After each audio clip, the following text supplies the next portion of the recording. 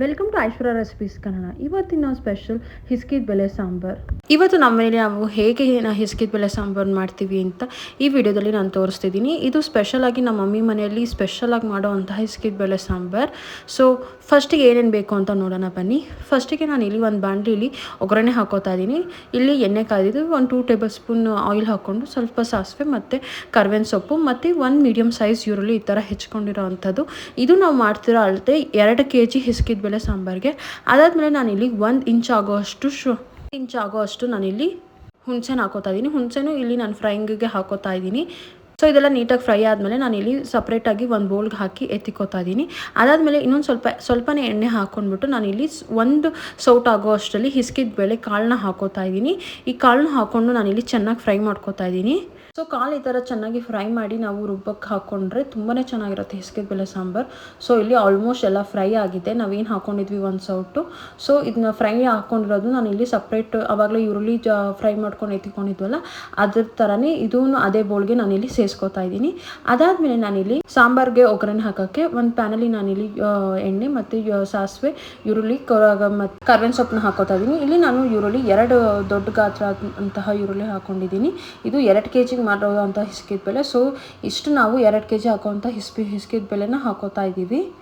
So ಇದನ್ನು ಅಷ್ಟೇ ಈರುಳ್ಳಿ ಫ್ರೈ ಆದಮೇಲೆ ನಾನು ಇಲ್ಲಿ ಹಿಸ್ಕಿದ ಬೇಳೆ ಹಾಕ್ಕೊಂಡು ಒಂದ್ಸಲ ಫ್ರೈ ಮಾಡ್ಕೊತಾ ಇದ್ದೀವಿ. ಈ ಥರ ಫ್ರೈ ಮಾಡಿಕೊಂಡು ಹಿಸ್ಕಿದ ಬೇಳೆ ಸಾಂಬಾರು ಮಾಡಿದ್ರೆ ಹಿಸ್ಕಿದ ಬೇಳೆ ಸಾಂಬಾರು ತುಂಬಾ ಟೇಸ್ಟಿಯಾಗಿರುತ್ತೆ. ಜಸ್ಟ್ 1 to 3 ಮಿನಿಟ್ಸ್ ಈ ಥರ ಫ್ರೈ ಮಾಡ್ಕೊತಾ ಇದ್ದೀವಿ. ನಾವಿಲ್ಲಿ ಹಿಸ್ಕಿದ ಬೇಳೆಗೆ ಯಾವುದೇ ಥರ ಟೊಮೊಟೊ ಏನೂ ಯೂಸ್ ಮಾಡ್ತಿಲ್ಲ. ಬಿಕಾಸ್ ಹಿಸ್ಕಿದ ಬೇಳೆ ಫ್ಲೇವರ್ ಹಾಗೇ ಇರಲಿ ಅಂತ ನಾವು ಹಾಗೆ ಹಾಕೋತಾ ಇದ್ದೀವಿ. ಮಧ್ಯದಲ್ಲಿ ನಾವಿಲ್ಲಿ ಕಾಳಿಗೆ ಸ್ವಲ್ಪ ಉಪ್ಪು ಹಾಕ್ಕೊಂಡು ಸೇರಿಸ್ಕೊತಾ ಇರ್ತೀವಿ. ಸೊ ಕಾಳಿಗೂ ಉಪ್ಪು ಚೆನ್ನಾಗಿ ಹಿಡಿಯುತ್ತೆ ಮತ್ತು ಬೇಗನೂ ಬೇಯುತ್ತೆ ಅನ್ನೋ ಕಾರಣಕ್ಕೋಸ್ಕರ ಸೊ ಅವಾಗವಾಗ ಸ್ವಲ್ಪ ಉಪ್ಪು ಹಾಕೋತಾ ಇದ್ದೀವಿ. ಅದಾದಮೇಲೆ ನಾನಿಲ್ಲಿ ಅರಿಶಿನ ಹಾಕೋತಾ ಇದ್ದೀನಿ. ಅರಿಶಿನ ಅರ್ಧ ಟೇಬಲ್ ಸ್ಪೂನ್ ಆಗೋ ಅಷ್ಟು ನಾವಿಲ್ಲಿ ಅರಿಶಿನ ಹಾಕ್ಕೊಂಡು ಮತ್ತೆ ನಾವು ಫ್ರೈ ಮಾಡ್ಕೊತಾ ಇರ್ತೀವಿ. ಅರಿಶಿನ ಹಾಕ್ಕೊಂಡು ನಾನಿಲ್ಲಿ ಚೆನ್ನಾಗಿ ಇನ್ನೊಂದ್ಸಲ ಫ್ರೈ ಮಾಡ್ಕೊತಾ ಇದ್ದೀವಿ. ಅದಾದಮೇಲೆ ನಾವಿಲ್ಲಿ ಬಿಸಿನೀರು ಹಾಕೋತಾ ಇದ್ದೀವಿ. ಬಿಸಿನೀರು ಎಷ್ಟು ಅಂದರೆ ಸ್ವಲ್ಪ ಕಾಳು ಮುಳುಗೋ ಅಷ್ಟೇ ಹಾಕೋತಾ ಇದ್ದೀವಿ. ಇಲ್ಲಿ ನೋಡ್ತಿದ್ದೀರಲ್ಲ, ಬಿಸಿ ನೀರು ಹಾಕೋಬೇಕು. ಯಾವುದೇ ಕಾರಣಕ್ಕೂ ತಣ್ಣೀರು ಹಾಕೋಬೇಡಿ. ಬಿಸಿನೀರು ಇಲ್ಲಿ ಕಾಳು ಮುಳುಗೋ ಅಷ್ಟು ಸ್ವಲ್ಪ ಮೇಲೆ ಬರೋ ಅಷ್ಟು ನಾವಿಲ್ಲಿ ಹಾಕೋತಾ ಇದ್ದೀನಿ.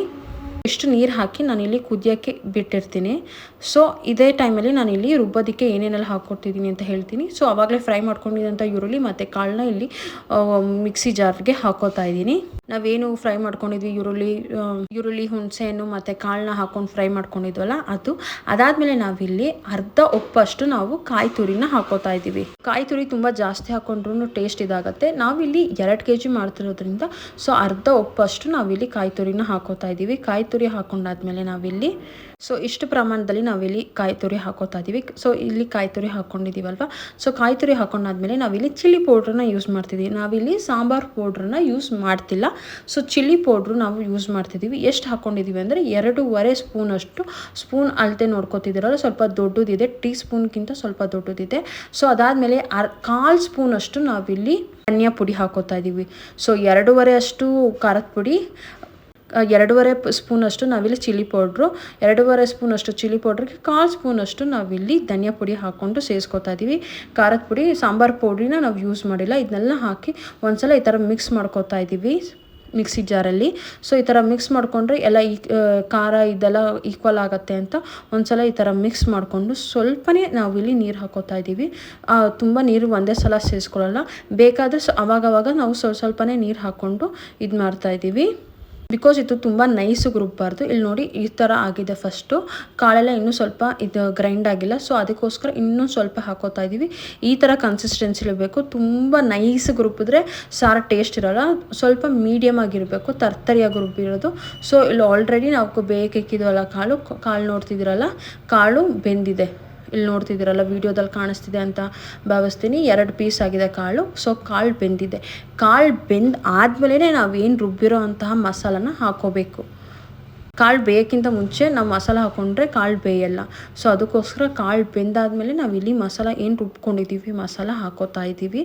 ಸೊ ಇಲ್ಲಿ ನಾವೇನು ರುಬ್ಬಿದ್ದೀವಿ ಪ್ರಪೋರ್ಷನೇಟ್ ಅಷ್ಟು ನಾವು ಹಾಕೋತಾ ಇದ್ದೀವಿ. ಸ್ವಲ್ಪ ಮಿಕ್ಸಿ ಜಾರ್ಗೆ ನೀರು ಹಾಕ್ಕೊಂಡು ಸ್ವಲ್ಪನೇ ನೀರು ಹಾಕ್ಕೊಂಡು ಇಲ್ಲಿ ನಾವು ಹಾಕ್ಕೊಂಡಿದ್ದೀವಿ. ಸೊ ಇದು ಚೆನ್ನಾಗಿ ಕುದಿಬೇಕು. ಈ ಮಸಾಲ ನಾವೇನು ಹಾಕಿದ್ದೀವಿ ಖಾರ ಅದೆಲ್ಲ ಹಾಕಿ ಚೆನ್ನಾಗಿ ಆದಮೇಲೆ ಚೆನ್ನಾಗಿ ಕಂಪ್ಲೀಟ್ ಆದಮೇಲೆ ನಾವಿಲ್ಲಿ 250 ml ಆಗೋಷ್ಟು ಹಾಲು ಹಾಕ್ಕೊಂಡಿದ್ದೀವಿ. ನೋಡಿದ್ರಲ್ಲ ನಾನು ಹಾಲು ಸೇರಿಸ್ಕೊಂಡಿದ್ದು. ಹಾಲು ಹಾಕ್ಕೊಂಡ್ರೆ ತುಂಬ ಚೆನ್ನಾಗಿರುತ್ತೆ. ಹಾಲು ಹಾಕ್ಕೊಂಡಾದ್ಮೇಲೆ ತುಂಬ ನಾವು ಕುದಿಸೋಂಥ ಅವಶ್ಯಕತೆ ಇಲ್ಲ. 1 to 2 minutes ಕುದಿಸಿದ್ರೆ ಸಾಕು. ಈ ಥರ ಕನ್ಸಿಸ್ಟೆನ್ಸಿ ಬರುತ್ತೆ. ತುಂಬ ತಿಕ್ಕಾಗೂ ಇಲ್ಲ, ತುಂಬ ತೆಳ್ಳಗೂ ಇರೋಲ್ಲ. ಸೊ ಈ ಥರ ಕನ್ಸಿಸ್ಟೆನ್ಸಿ ಬರುತ್ತೆ. ಬಟ್ ಮಸಾಲ ಚೆನ್ನಾಗಿ ಆದಮೇಲೆ ನೀವು ಹಾಲು ಹಾಕ್ಕೊಳ್ಳಿ. ಸೊ ಇದು ನಾವು ಹಿಸ್ಕಿದ ಸಾಂಬಾರು ನಮ್ಮ ಮನೇಲಿ ಇಡ್ಲಿಕ್ಕೆ ತಿಂತೀವಿ. ನೀವು ಕಮೆಂಟ್ ಸೆಕ್ಷನಲ್ಲಿ ಕಮೆಂಟ್ ಮಾಡಿ ನಿಮ್ಮ ಮನೇಲಿ ಹಿಸ್ಕಿದ ಸಾಂಬಾರು ಮಾಡಿದ್ರೆ ಯಾವ್ದ್ರ ಜೊತೆಗೆ ತಿಂತೀರಾ ಅಂತ. Thank you for watching. ಈ ರೆಸಿಪಿ ನಿಮ್ಗೆ ಇಷ್ಟ ಆಗುತ್ತೆ ಅಂತ ಭಾವಿಸ್ತೀನಿ.